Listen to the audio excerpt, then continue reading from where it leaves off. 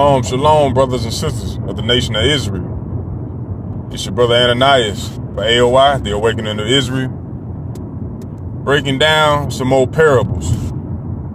But before we get started, we got to give all honor, glory, and praise for this truth, for another day, for this many or most blessed blessing to be able to speak to you today. You know? So like I said, I got to give all praise, honor, and glory to the Most High God through the strength and guidance and example of his son Christ, the Black Messiah. And I want to say shalom. Special shout out to the brothers and sisters in this truth. It's an honor, it's a privilege to be able to speak to you, to give you some more knowledge, to give you some more things to think about, to help make you dive into the scriptures, to help improve your life, to help endure for the elect, for the kingdom's sake. It's an honor. And today we're going to get into the parable of the sower. You know, a lot of brothers and sisters read the scriptures, but they don't really understand the scriptures.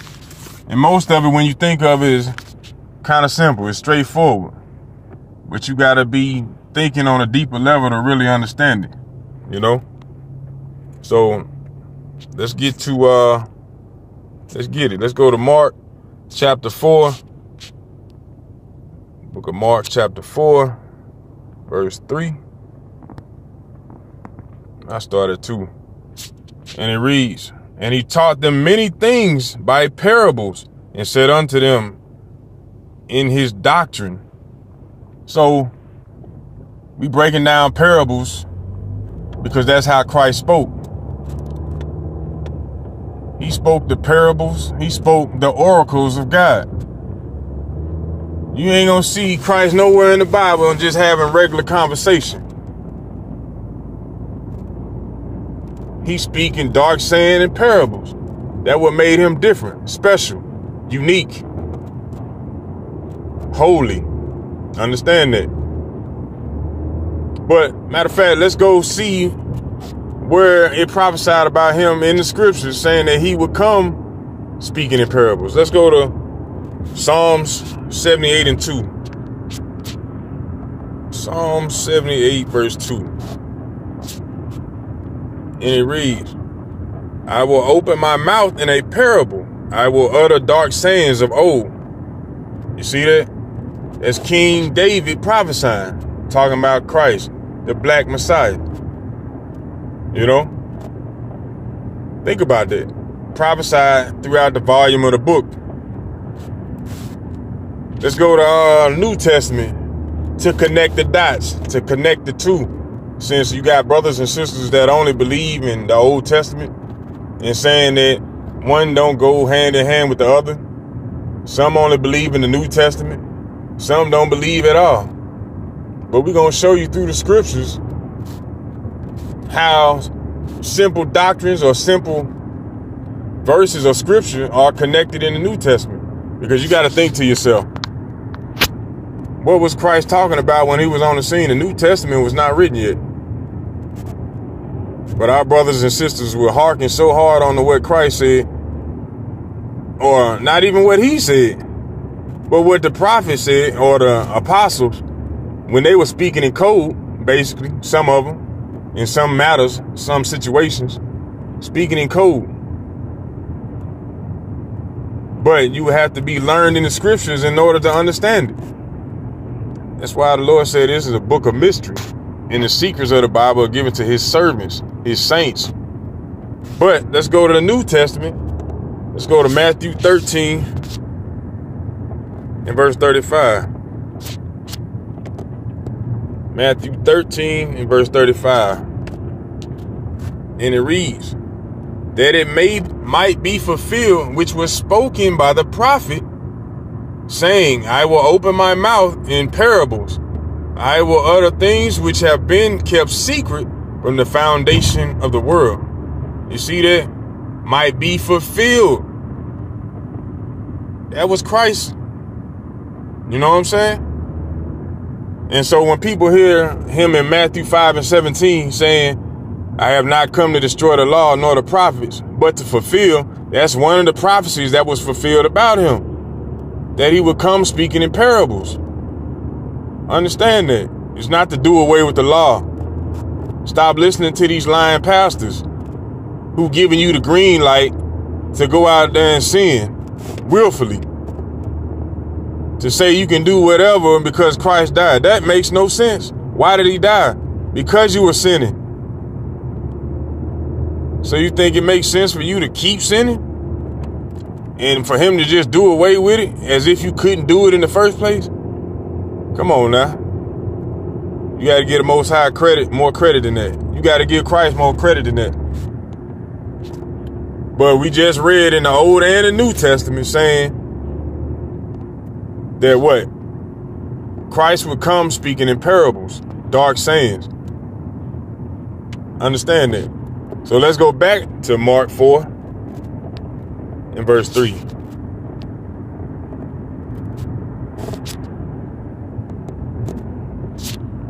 And it reads, now I started 2. And he taught them many things by parables, and said unto them in his doctrine, hearken, behold, there went out a sower to sow. That's the same thing as a farmer. Went out to sow, plant seeds, to farm. And it came to pass, as he sowed, some fell by the wayside, and the fowls of the air came and devoured it up. And some fell on stony ground, where it had not much earth, and immediately it sprang up, because it had no depth of earth. But when the sun was up, it was scorched, and because it had no root, it withered away. And some fell among thorns, and the thorns grew up and choked it, and it yielded no fruit. And other fell on good ground, and did yield fruit that sprang up and increased, and brought forth some 30, some 60, and some 100-fold. And he said unto them, he that have an ear, let him hear. You see that? Why would Christ be speaking like that? Make you think. Making you think. He ain't just gonna come out and give you the straight answer. Then you ain't gonna want nothing. You ain't gonna value it. But when you actually have to think about something, you tend to value it more. When you got to put in a little research, you tend to value that information that's given to you a lot more. When you got to put in a little effort. Think about that. When you got to put in a little effort just from a educational standpoint, just take it back to childhood for a little bit. You going to school, and just say you was in the 2nd or 3rd grade and you were trying to learn your timetables. It would be easy just to pull out a calculator and type it in, or to ask somebody and they just give you the answer. But to make you think, to put in some work, some type of discipline, some type of training, some type of practice, so that you would learn it and it would stick in your mind, now it becomes more valuable to you. You know what I'm saying? It becomes more value to you. So this is why, one of the reasons why Christ came to speak in parables, speaking about the things that happen in the beginning, which will happen in the end, because the Lord declared the ending from the beginning. You know? Now, I don't claim to have all the answers, but I do know that the answers to all our problems are in the Bible. We need to understand that. Our answers are right in front of us. We just lack the discernment, or not the discernment, but we lack the discipline or the want or the drive to go search it out. And it's right in front of us. But back to what we reading. It said it was a sower that went out to sow. And it came to pass, as he sowed, some fell by the wayside. So he out basically flicking his seeds, trying to put them in one area, or he meant to put it in one area, but while doing so, some fell by the wayside. You know? And it says the fowls devoured it up. The birds, the beasts. Threw that knowledge out there to the elect. Some of them got lost in the struggle. And the fowls devoured them. Satan devoured them easily. Because they fell away from the rest of the group. They weren't part of the elect, of the selected fold. So they were devoured up.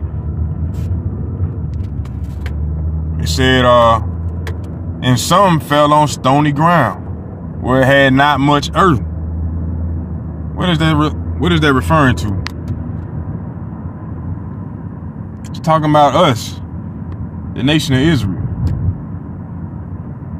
You know, we all seeds in his hand, in the sower's hand. But all of us weren't meant to be of the elect. We need to understand that. You need to understand the power of that word elect, or selected. You know, we were selected as a nation, but within that nation, it's an elect, a small remnant, that 1/3. So you got the 2/3 that's not going to make it, that's not going to do right.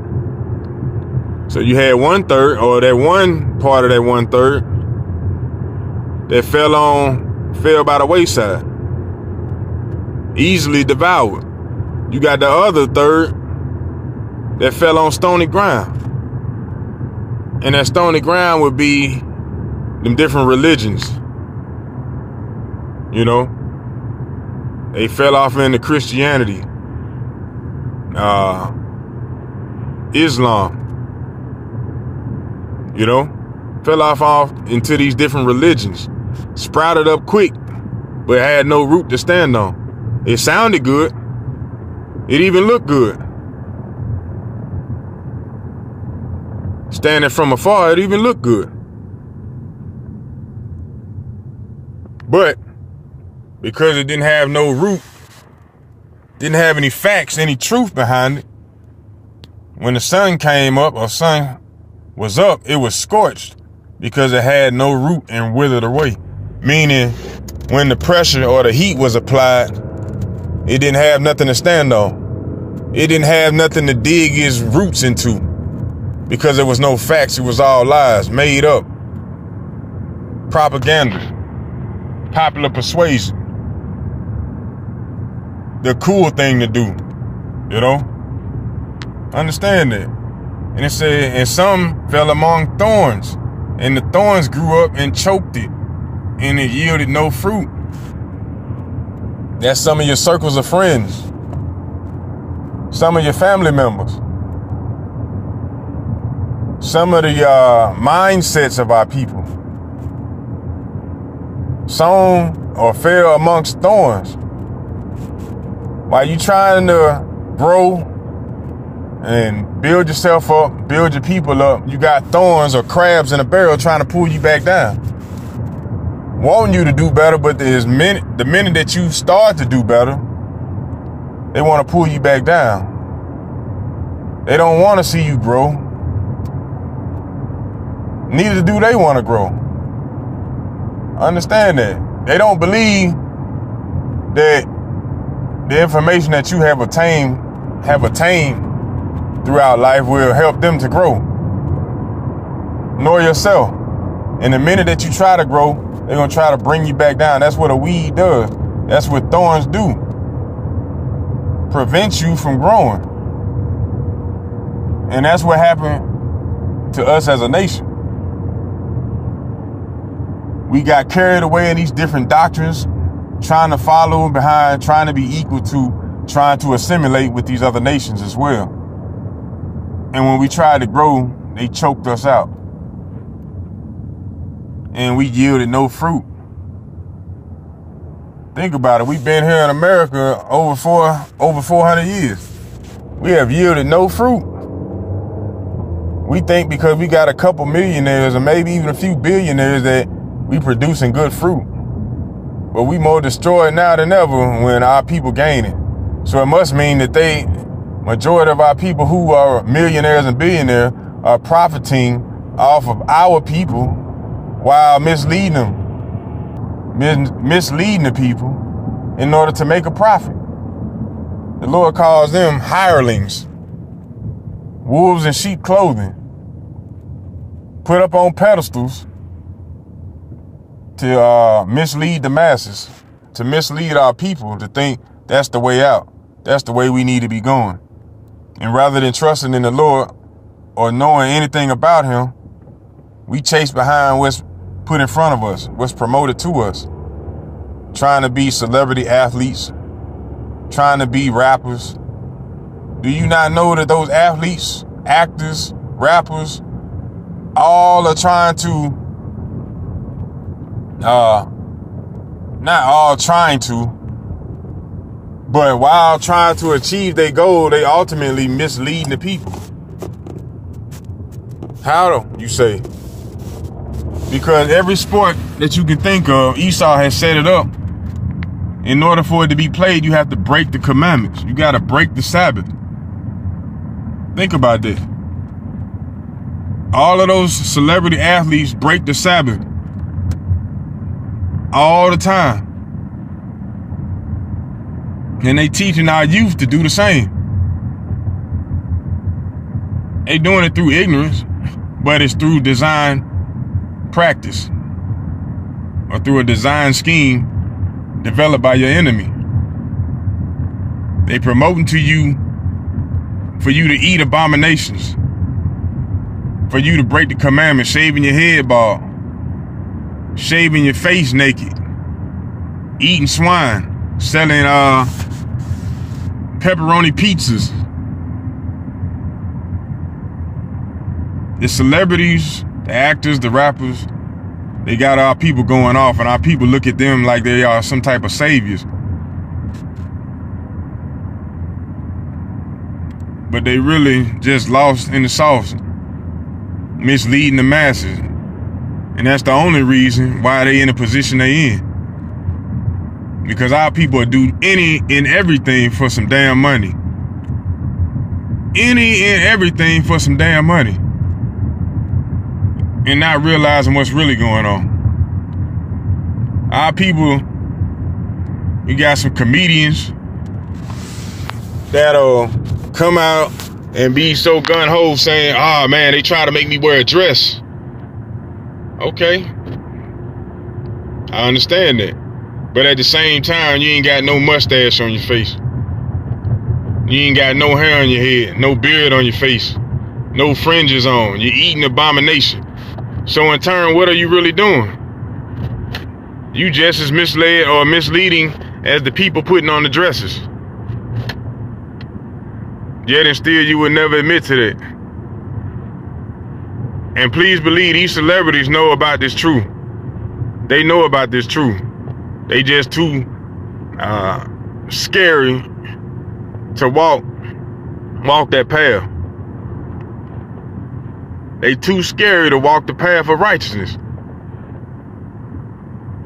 But we holding them high thinking, oh, he didn't put on a dress. He's a real man. A real man gonna keep these commandments. That's why I said fell among them weeds and thorns and they choked us out. The one example that we have in front of us, too scared to speak up. Too scared to really grow. You know? I know them damn NBA players know what's going on. I know them NFL players know what's going on. It should be way more of them wearing them fringes and pushing the truth. But we don't see that. Why is that? Because they in bed with the damn devil. With them thorns, them weeds, choking them out. They scared if they stand up and say something, they gonna lose their money. Understand that. They don't trust in the Lord. They trust in oppression as well. Even though they got more money than most, they still trusting in oppression. But it said in others fell on good ground and did yield fruit that sprang up and increased and brought forth some 30, some 60, and some 100-fold. So those seeds that were planted where they were supposed to be planted, who were gathered together in the good soil, they grew up and produced good fruits. Those are the ones who are diligent. Those are the ones who are grounded, who are rooted in this truth, who are going to grow up regardless because of the soil that they are enriched in or planted in. You know, they're going to continue to grow regardless of the weather, regardless where the seeds that fell on the wayside, say, or the ones that sprung up around the thorns, or the ones who are on stony ground. These were planted in good soil, rooted in this truth, rooted in this doctrine, steadfast, unmovable. They will produce good fruit because they believe. They have been rooted, transformed, translated from the ways of this world onto that righteous path, enduring for the ultimate destination, the kingdom, continually to grow, to push forth, to bring forth good fruit. Understand that. You got to stay rooted in good soil, good company. That's why the Lord tell us, like I always say, gather yourselves together. That's how you stay rooted in that good soil, in that truth. Steady speaking the oracles of God, exhorting one another, building each other up, keeping each other going, loving each other, dwelling in unity, giving all honor, glory, and praise to the Most High God through his example, through the wisdom of his son Christ, the Black Messiah. And that's the parable of the sower, to let you know that you got a third of people that will be rooted in that good soil, that will sprout up, that will take root, that will produce good fruit. And you got the other 2/3 that don't know what the hell going on and won't produce good fruit. And the evidence is clear as day. You know what I'm talking about. So, at the end of the day, I hope you learned something. I hope this knowledge gave you a little more understanding from hearing it from a carnal standpoint where it's broken down to you, rather than you just reading it, but having it broken down to you where you can understand it more clearly to be able to speak it to your children as well. Speak it amongst each other, to have discussions about it, to see how far you can actually go with it. Hopefully it changes your life. Hopefully it makes you re-examine what you've been doing. I'm your brother Ananias for A.O.I. And I want to give all honor, glory, and praise to the Most High God through the strength, guidance, wisdom, and example of his son, Christ, the Black Messiah. And like I said before, it's an honor and privilege to always speak to you, brothers and sisters of the nation of Israel. But on another note, I love you, and I'm out. Shalom.